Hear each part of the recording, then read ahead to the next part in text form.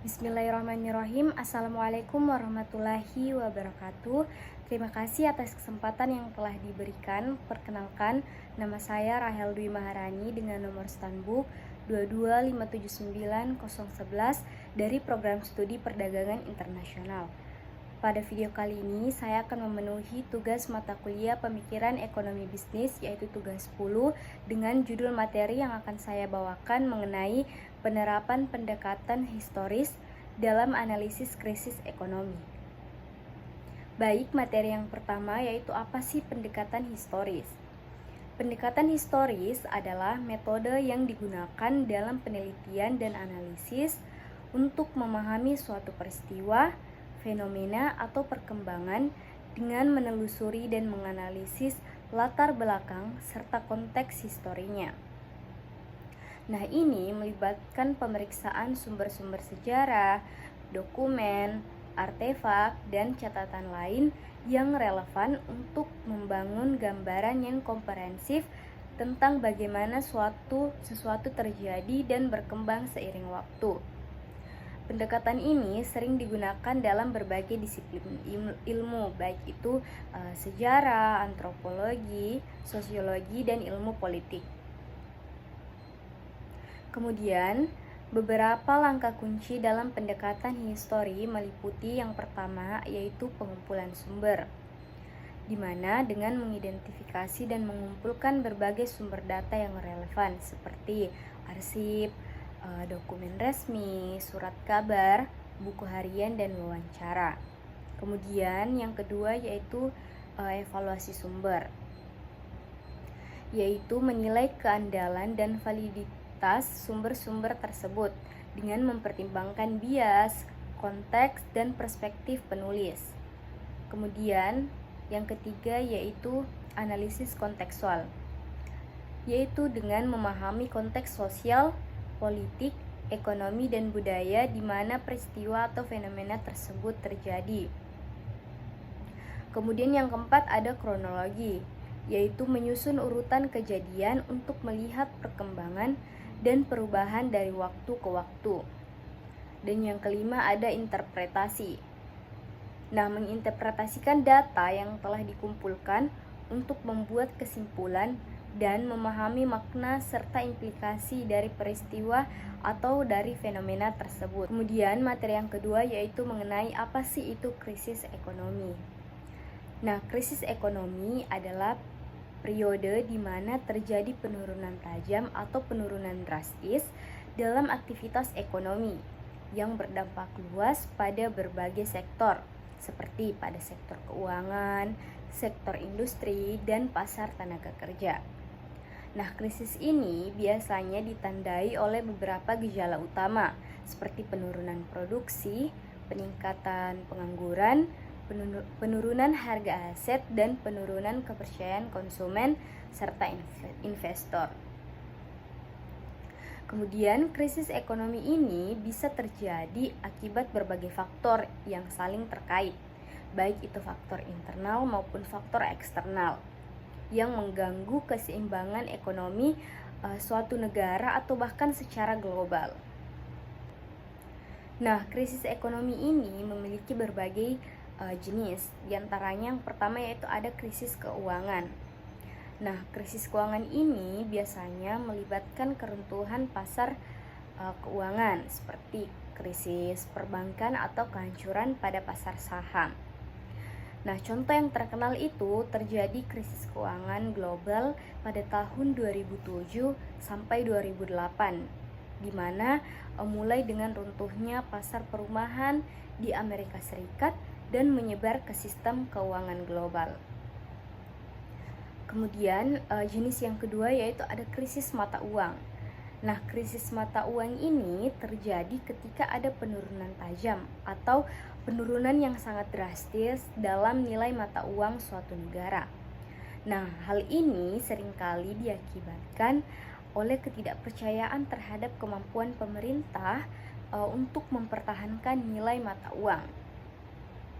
Contoh kasus krisis mata uang ini atau krisis finansial yaitu di Asia pada tahun 1997 sampai 1998. Kemudian jenis krisis ekonomi yang ketiga yaitu ada krisis utang. Nah, krisis utang ini terjadi ketika negara atau perusahaan tidak mampu membayar utang mereka. Nah, yang dapat dari ketidakmampuan membayar utang itu menyebabkan restrukturisasi utang atau biasa disebut dengan kebangkrutan. Nah, krisis utang Eropa pada awal 2010-an adalah contoh yang terkenal, terutama di Yunani. Kemudian jenis krisis yang keempat yaitu ada krisis pasokan. Nah, krisis pasokan ini terjadi ketika ada gangguan signifikan dalam pasokan barang dan jasa. Nah, hal ini bisa disebabkan oleh beberapa faktor, diantaranya yaitu adanya bencana alam, adanya konflik, atau masalah pada logistik. Nah, hal ini seringkali mengarah pada inflasi tinggi dan penurunan ekonomi. Kemudian, penerapan pendekatan historis dalam analisis krisis ekonomi. Nah, pendekatan historis dapat memberikan wawasan yang mendalam dalam analisis krisis ekonomi dengan cara menelusuri akar penyebab perkembangan dan dampaknya dari waktu ke waktu.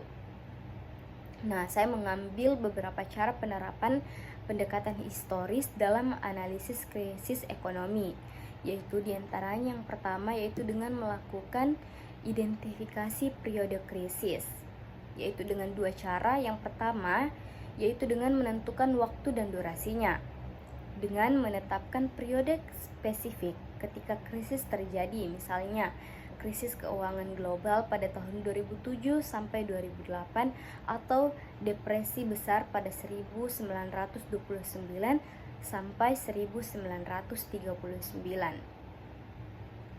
Kemudian yang kedua cara kedua yaitu dengan menandai titik balik penting.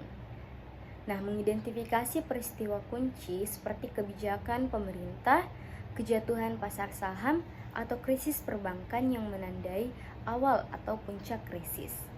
Kemudian, langkah yang kedua yaitu melakukan pengumpulan dan evaluasi sumber.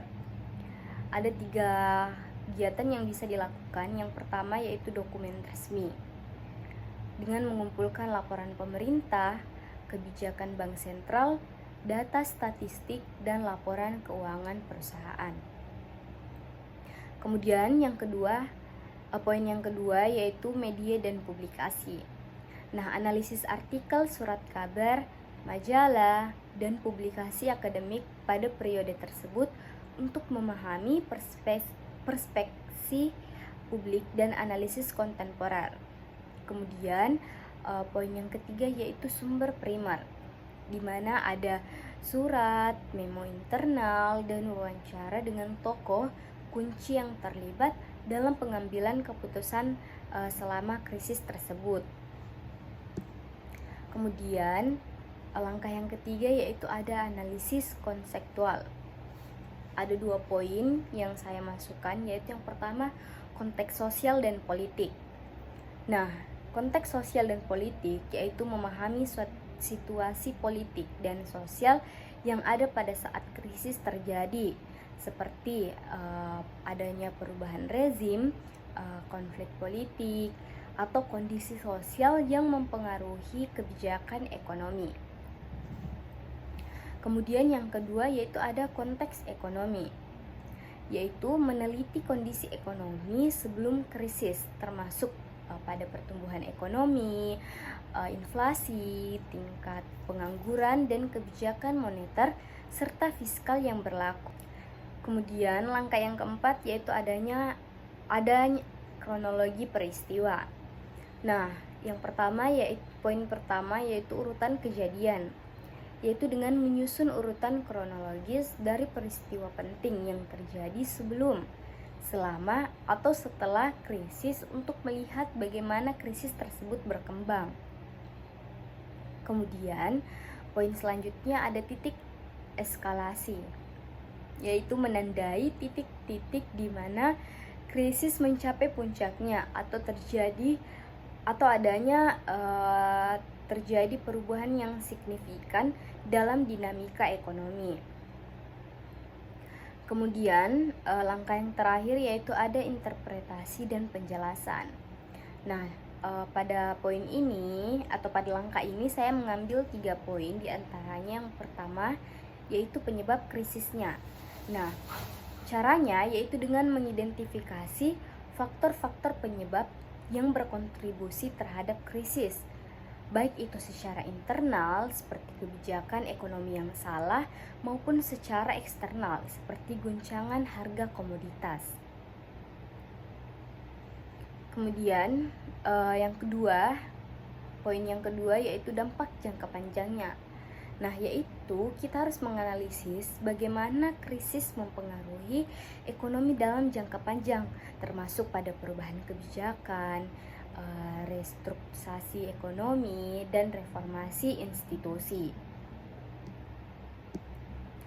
Nah, kemudian poin yang terakhir yaitu adanya pembelajaran dan kesimpulan.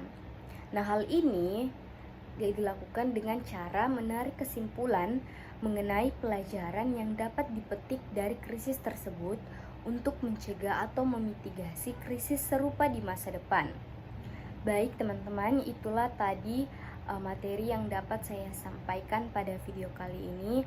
Apabila ada kesalahan informasi atau kesalahan kata yang saya sampaikan, saya memohon maaf sebesar-besarnya, dan semoga apa yang saya sampaikan ini bisa bermanfaat bagi teman-teman dan bisa dijadikan pelajaran baik bagi saya sendiri maupun bagi teman-teman yang menonton.